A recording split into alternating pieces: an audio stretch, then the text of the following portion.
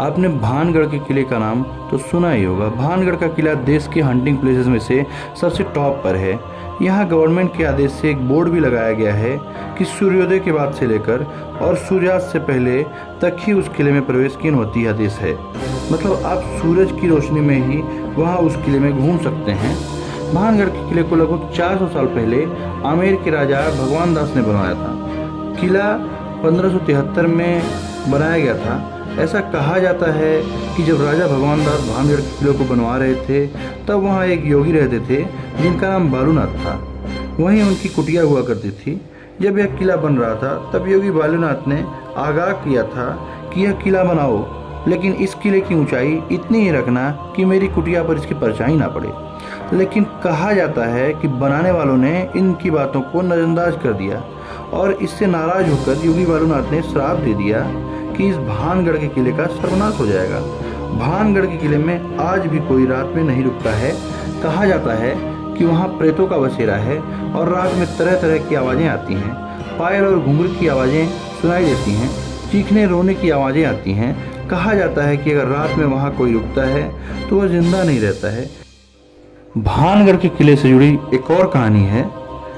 जब भानगढ़ किले को बनाया गया तो वहाँ की राजकुमारी रत्नावती थी और राजकुमारी रत्नावती की खूबसूरती के चर्चे खूब थे। एक बार राजकुमारी रत्नावती इसी भानगढ़ के बाजार में अपनी सहेलियों के साथ एक इत्र की दुकान पर पहुंची और इत्र ले रही थी। तभी वहीं दुकान के पास ही एक व्यक्ति जिसका नाम सिंधुखेड़ा था वह राजकुमारी को देख रहा था और राजकुमारी पर मोहित हो गया। उसे लगने लगा कि राजकुमारी केवल उसकी है। सिंधुखेड़ा एक तांत्रिक भी था। उसने कुछ तंत्र मंत्र करके एक इत्र की शीशी को उन्हीं इत्र की शीशियों में मिला दिया जिन्हें राजकुमारी ले रही थी। अब राजकुमारी ने सभी इत्र की शीशियों को खरीदकर किले की ओर सहेलियों के साथ चल दी। तभी पीछे पीछे वह तांत्रिक सिंधुखेड़ा भी चल दिया। ऐसा करते हुए तांत्रिक को राजकुमारी की एक सहेली ने देख लिया था। किले में पहुंचने से पहले राजकुमारी ने उस इत्र की शीशी को एक पत्थर पर दे मारा। इत्र की शीशी चूर चूर हो गई और पत्थर अपने आप लुढ़कते हुए उस पीछे आ रहे तांत्रिक को लगा और तांत्रिक की वहीं मौत हो गई। मरते मरते तांत्रिक खेड़ा ने एक श्राप दिया कि भानगढ़ के किले का सर्वनाश हो जाएगा और सभी लोगों की मौत हो जाएगी। सभी की आत्माएं वहाँ हमेशा के लिए भटकती रहेंगी।